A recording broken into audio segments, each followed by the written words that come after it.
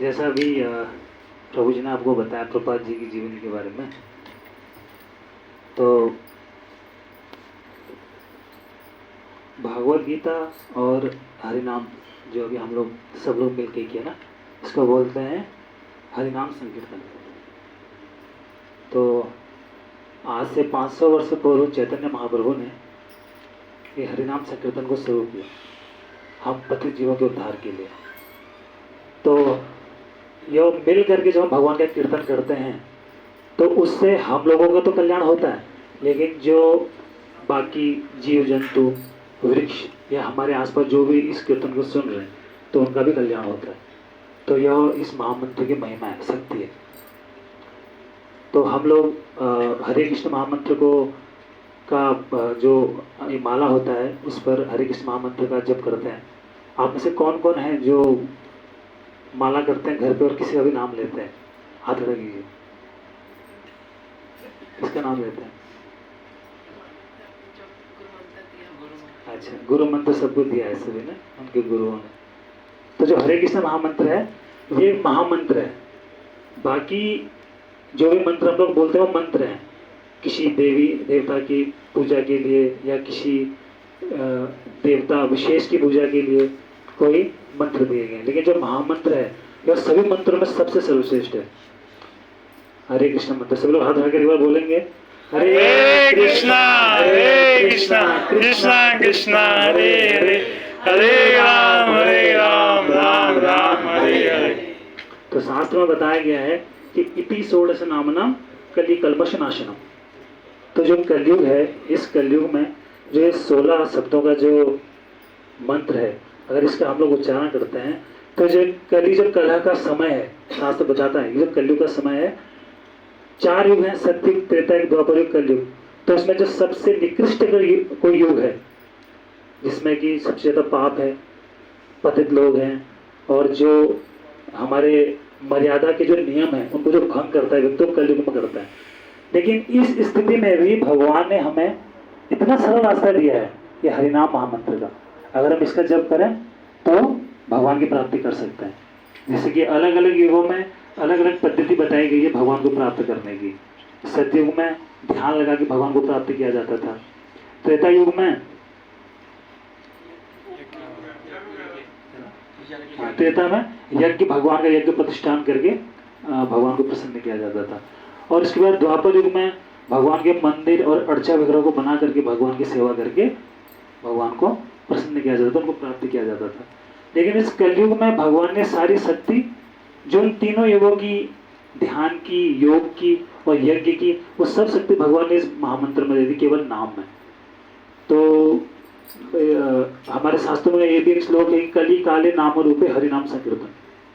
तो जो कलयुग का समय है इसमें जो हरिनाम संकीर्तन है जो भी हम लोगों ने किया, इस सबसे सर्वश्रेष्ठ और सबसे ईजिएस्ट प्रोसेस बताया गया इस कलयुग के, कली के समय में। तो हरे कृष्ण महामंत्र का जब करना चाहिए सभी लोगों को, है ना, ध्यानपूर्वक भगवान का स्मरण करना चाहिए। और ये महामंत्र है और इसमें अभी प्रभु जी बता भी देंगे आपको कैसे माला में हरिनाम किया जाता है। तो वो ये हरिनाम की महिमा है, सर्वश्रेष्ठ है इस कलयुग में। इससे बड़ा अगर कोई सरल रास्ता, इससे बड़ा कुछ भी नहीं है सरल रास्ता भगवान को प्राप्त करने का इस कलयुग में। केवल भगवान का नाम लेकर ही हम भगवान को प्राप्त कर सकते हैं, ऐसा शास्त्रों में बताया गया है, मतलब आचार्य लोग ऐसा बताते हैं। और उसके अलावा इसी प्रक्रिया को आगे बढ़ाते हुए फिर हमारे गुरु परंपरा इस भागवत गीता के अंदर आती है, जो कि भगवान कृष्ण से शुरू होती है और 32वें गुरु के रूप में प्रभुपाद जी इस धराधाम पे आते हैं और इस भागवत गीता का प्रचार प्रसार पूरे विश्व भर में करते हैं। तो भागवत गीता है क्या? भागवत गीता हम कह सकते हैं कि जैसे एक संविधान होता है ना, उस संविधान को जीने के, उस संविधान में चलने के लिए एक हमारी जो सरकारी नीति होती है, गवर्नमेंट होती है, वो एक लॉ का निर्माण करती है, लॉ बुक जिसको बोलते हैं संविधान के अंदर। तो उसको कैसे पालन करते हुए हम अगर जीवन को जिएंगे तो हम लोग कभी भी कानून के नियमों का उल्लंघन नहीं करेंगे, अगर उन नियमों का पालन करते हुए चलेंगे, और उससे हमारा जीवन सुखपूर्वक चलेगा। तो इसी प्रकार भगवान ने यह शरीर हमको दिया है, मनुष्य जन्म हमको दिया है, तो हमें क्या करना है क्या नहीं करना है, वो सब कुछ इस भगवद गीता के अंदर दिया गया है। एज इसको मैनुअल बुक कह सकते हैं।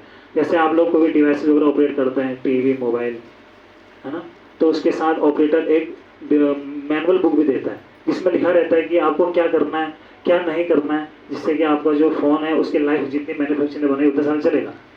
तो भगवान ने भी ये मनुष्य जन हम लोगों को 84 योनियों में दिया है, जिसमें कि ये लॉ बुक है जिसको जान करके पढ़ करके हम लोग अपने जीवन को चलाएं। इसके लिए कोई ऐसा नियम नहीं है, जैसे प्रभु जी बता रहे थे कि भगवद गीता लोगों के घरों में रहती है, बस लोगों को लगता है कि बस एक लाल कपड़े में लपेट करके मंदिर में रखते हैं और सुबह शाम घंटे और आरती देते रहे। ऐसा नहीं है, इसको पढ़ना जरूरी है, इसको अपने जीवन में उतारना जरूरी है। और जीवन में उतरेगा कैसे? जिनके पास एक ज्ञान है, जो आध्यात्मिक गुरु हैं, प्रभुपाद जी हैं, शुद्ध भक्त हैं, उनको जब हम लोग सुनेंगे, उनसे जानेंगे और उनकी परंपरा में जो इस ज्ञान को ले रहा है उनका अगर अनुसरण करते हैं, तब जाकर के हम इसको समझ पाते हैं और अपने जीवन में उतार पाते हैं। तो ऐसे मैनुअल बुक है, इसको पढ़ना है, इसको पढ़ेंगे, जानेंगे जीवन को जीना कैसे है, हर कार्य कर्म की प्रधानता के बारे में, इसका आपके हर प्रश्न का उत्तर, वो किसी भी प्रकार का प्रश्न हो, अगर अभी आप लोग बैठे हुए हैं, बताते हैं कि भगवद गीता इतनी दिव्य है कि आप में से अगर कोई अपना क्वेश्चन बोले ना, तो मैं जस्ट आंख बंद करके इसको खोलूंगा, आपके क्वेश्चन का आंसर इसके अंदर होगा। इतनी स्पेशल बुक है और किसी प्रकार का प्रश्न हो आपके, इतनी दिव्य बुक है भगवद गीता। तो हर प्रश्न का उत्तर इसके अंदर है और हम उसको पढ़ते नहीं। और यही अज्ञानता और इसी अशिक्षा की वजह से हमने अपने जीवन को उसी प्रकार से जिया, और आज हमारे जो गृहस्थ में हैं, उनके जो वंशज बच्चे हैं, वो भी उसी प्रक्रिया में जीवन को जी रहे हैं। आप देखेंगे, इससे अपार्ट से मालूम होकर बात कर रहा हूँ, आजकल की जो हमारी सोसाइटी में आप लोग देखिए कि किस प्रकार से लोग बड़ी बड़ी एजुकेशन, बड़ी बड़ी पोस्ट के लिए दिन रात मेहनत करते हैं, है ना, पूरा जीवन उसके लगा देते हैं, सुबह शाम। आप देखेंगे यूपीएससी, आईपीएस वगैरह का इसका एक एग्जाम होता है, बहुत बड़े लेवल पे होता है इंडिया में, जो सबसे बड़ा एग्जाम बोला जाता है हमारे भारत देश के अंदर। लोग काफ़ी तैयारी करते हैं उसके लिए इतनी तैयारी करते हैं कि उन्होंने खाने का समय है ना, सोचे कुछ भी करने के, बस वो पढ़ रहे हैं कि कल के दिन हम लोग बहुत अच्छा एक सम्मान हमारे पास हो, नाम हो, पैसा हो और इज्जत हो सोसाइटी में।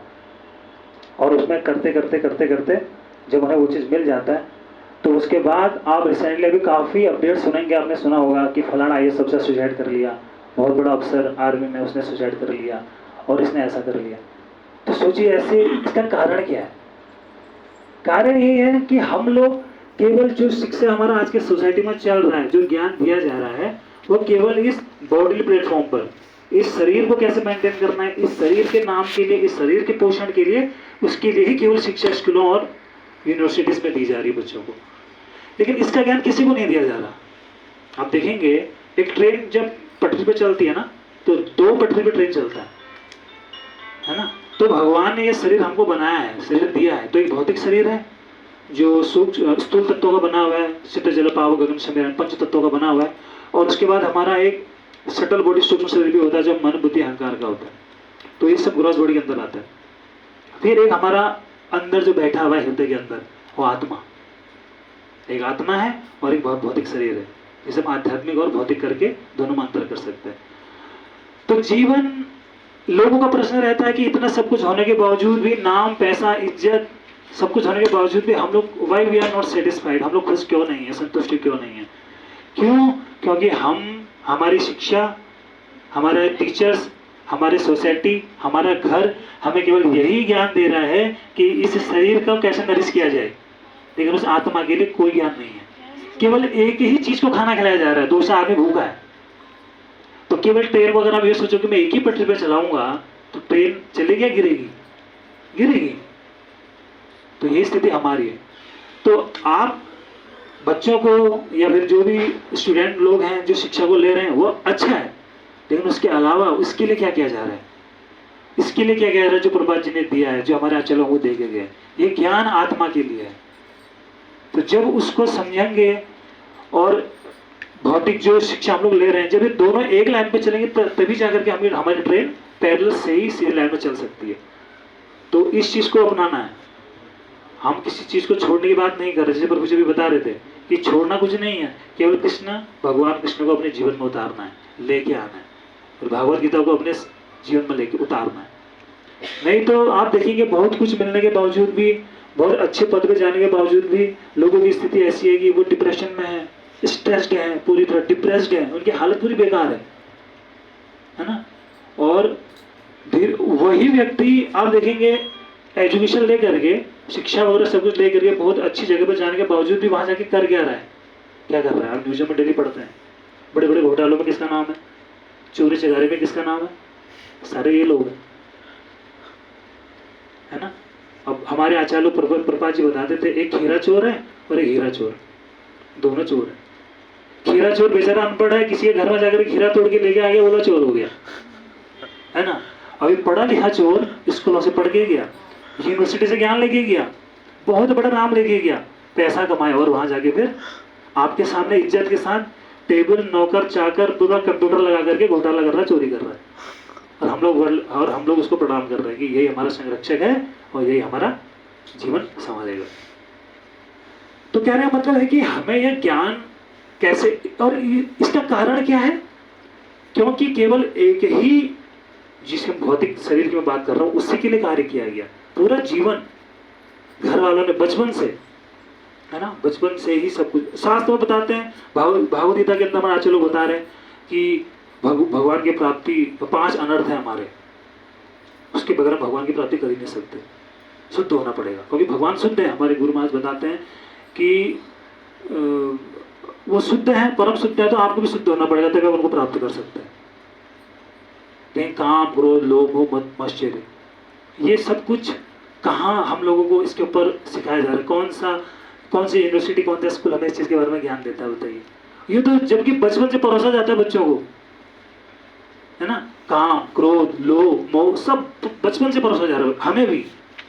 आज हम लोग आप देख रहे होंगे कि हम लोग इस प्रकार से हैं। हम भी पहले, आप 2 साल पहले, 4 साल पहले, 5 साल पहले या 10 साल पहले, जिसको जितना टाइम हो गया भक्ति में, उससे पहले इसी स्थिति में थे। लेकिन जब हमें ज्ञान मिला, जैसे हम लोग आज आपके सामने आए हैं इस चीज़ को बताने के लिए, हमें भी कोई बताने के लिए आया था, ये सब कुछ देने के लिए आया था। तो इसका हमने प्रयास किया और प्रयास कर रहे हैं, तो तब जा करके हमें अभी पता चल रहा है कि क्या चीज़ सही है, क्या चीज़ गलत है, और कैसे जीवन को जीना है, जीवन को जीने का तरीका क्या है। तो इस प्रकार से आप भी इसका फायदा ले सकते हैं, है ना। आप लोग बताइए कौन कौन यहाँ पे हैं जो सुखी नहीं रहना चाहते। सब रहना चाहते हैं ना, सब लोग रहना चाहते हैं, सुखी रहना चाहते हैं। कौन कौन यहाँ पे है कि जो अपने घर, पति पत्नी, बच्चों को छोड़ना चाहते हैं। कहना मतलब जो मृत्यु चाहते हैं, चाहता है कोई, हर कोई चाहता है, हमें सारे चाहते हैं ना, हम भी चाहते हैं, आप भी चाहते हैं, सब लोग चाहते हैं हमेशा शाश्वत रहे, कभी हम लोग ना बोले, मन ना मरे, शरीर ना छूटे, हमारे परिवार, बच्चा, सोसाइटी, सब लोग हमारे साथ है, सब लोग चाहते हैं जितने भी। कोई ऐसा नहीं होगा जो कह रहे कि नहीं भाई सब कुछ छोड़ो, अभी छोड़ो घर बार, चलो हरिद्वार, ऐसा तो कोई नहीं है ना, सब बढ़िया। तो और सभी लोग ज्ञान में रहना चाहते हैं, ज्ञान होना चाहिए, जानकारी होनी चाहिए, नॉलेज होनी चाहिए। तो यह हम सब कुछ चाहते हैं, यही प्रमाण है हमारा कि हम इस जगत के नहीं हैं, क्योंकि यहाँ पर सब कुछ अशाश्वत है, मृत्यु होनी है, पता सभी को पता है। ज्ञान पूरा किसी के पास नहीं है, और सुखी कोई नहीं है, आनंद में कोई भी नहीं है, सबको पता है। तो यह प्रमाण है, यही प्रमाण है, हमारी चाह है ये चीज होने की। तो इसका मतलब ऐसी जगह है जहां ये चीजें हैं। तो कहना मतलब हम लोग सच्चिद आनंद जो स्वरूप है भगवान कृष्ण, उनके अंश है, ये हमारा रूप है। लेकिन किसी कारणवश हम लोग इधर आ गए, गिर गए, हमारा पतन हो गया, और फिर से हम उसी संसार में फंस गए। उससे निकलेंगे कैसे? खुद भगवान, हमने भगवान से जिद किया, भगवान ने हमारी इच्छा की पूर्ति करने के लिए हमको यहाँ भेजा। जैसे कोई माता पिता होते हैं ना, तो उनका बच्चा नालायक बच्चा होता है, लेकिन माता पिता का अपने बच्चे के प्रति प्रेम रहता है, और फिर भी उसको दोहराते नहीं है, जबरदस्ती करता है बच्चा पिता के साथ में कि नहीं नहीं नहीं नहीं मुझे ये दो, पिताजी बोले नहीं ये गलत है, तुम्हारे सही नहीं है, नहीं नहीं मुझे वहाँ जाना है, मुझे जाना है, पिताजी बोले नहीं जाना है, नहीं नहीं जाना है, तो पिताजी फिर भी भेज देते हैं, बोले बेटा जा, बैग में थोड़ा खाने पीने का रख देंगे, उसका कुछ कपड़े रख देंगे, बोले बेटा जा, भेज देंगे। लेकिन उसके साथ जो उसकी आवश्यकता की चीज़ है उनको भी साथ में देते हैं माता पिता। सभी लोग माता पिता जानते हैं, चीज़ को आप लोगों ने अनुभव किया है। तो उसी प्रकार हमने भी भगवान से जीत किया है ना, हम लोग भगवान के विपरीत गए, तो विपरीत जाने के कारण भगवान ने कहा ये नालायक है, मेरे को छोड़ के जा रहा है, खुश तो उसको यहीं रहना है, प्रसन्न यहीं रह सकता था, ये फिर भी मुझे ऐसे बिछड़ के जा रहा है। तो भगवान ने अपने हमारे साथ ये भेज दिया, बोला इसको लेके जा, ये ज्ञान दिया। बार बार भगवान आते हैं, बोलते हैं ना भगवान कि हर युग बार बार मैं आता हूँ, भगवद गीता की दूसरे भगवान बताते हैं। तो इसीलिए भगवान आ रहे हैं हमें बार बार यहाँ से निकालने के लिए। ये भगवद गीता और भगवान में कोई अंतर नहीं है, साक्षात भगवान कृष्ण है, कोई अंतर नहीं है। तो इसको हमें लेना है, जीवन में उतारना है। भगवान ने यहाँ से निकलने के लिए, इन कष्टों से निकलने के लिए हमको रास्ता दिया है। कष्ट पता है आप लोगों को हमारे कष्ट क्या है? माता जी आप बताइए क्या कष्ट है हमारे? आपका प्रभु जी क्या कष्ट है? सेम ही है जी। नहीं हंसी मत, मियाँ बीबी है जी। प्रभु जी सही कह रहे हैं, ये मियाँ बीबी है, नहीं सेम है। आप प्रभु जी सही कह रहे हैं, गलत नहीं कह रहे प्रभु जी। कष्ट सबके सेम है, लेकिन जो डेफिनेशन माता जी ने कष्ट की बताया ना, वो टेम्परेरी कष्ट है। कष्ट प्रभु जी सही कह रहे हैं कि वो सही बात है, लेकिन टेम्परेरी कष्ट है। अरे जो असली कष्ट है हमारा वो क्या है, वो किसी को पता नहीं है, लेकिन उसका अनुभव है, सबको है। लोगों के लिए कष्ट क्या हो सकता है? कोई बोलेगा मेरे पास पैसा नहीं है, किसी पर कष्ट नहीं, कोई बोलेगा मेरे पास मैं बीमार पड़ा रहता हूँ हर समय। कोई दूसरा बोला कष्ट क्या है, बोला पड़ोसी का बच्चा टॉप करके मेरा बच्चा फेल हो गया। कष्ट है ना? तो है ही नहीं, बताइए। पड़ोसी का बच्चा पास हो गया, मेरा बच्चा फेल हो गया, कष्ट है, सबसे बड़ा कष्ट होता है। इससे बड़ा कष्ट किसी के लिए नहीं है। सबसे बड़ी बात है वो सेकंड फ्लोर पे रहता हूँ, मैं जमीन में दबा हूँ। उसके पास ऑल्टो आ गई, मेरे पास साइकिल पड़ी है, सबसे बड़ा कष्ट है। तो ये इस तरह का कष्ट नहीं है। हमारे शास्त्र बताते हैं जब मैं मृत्यु जरा व्याधि दुख को